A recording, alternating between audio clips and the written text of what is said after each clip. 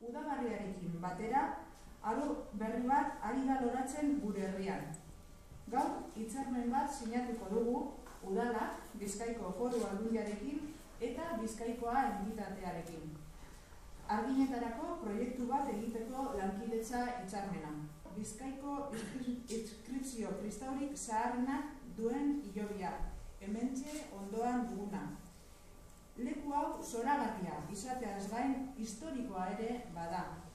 2010ean egin genituen zundaketek hala diote. Hildako ez gain, bizidunen arrastoak ere agertu ziren. Eta orain, historian atzera noraino egin behar dugun jakin nahi dugu. Hitzarmen hau barik oso zaila zen guretzako ganorazko egitasmo bat aurrera eramatea. Horregatik da gaur eguna hain importantea Elorrio herriarentzako. Bai, gaur egungo indusketek iragartzen ari garelako eta baita etorkizunean beste proiektu batzuk ahalbidetuko dituelako ere. Elorrioko udalaren eta aldundiaren artean daukagun eta sinatuko dugun hitzarmen honen helburu nagusia San Adriango nekropolia eta baseliza osorik berreskuratu eta balioestea da.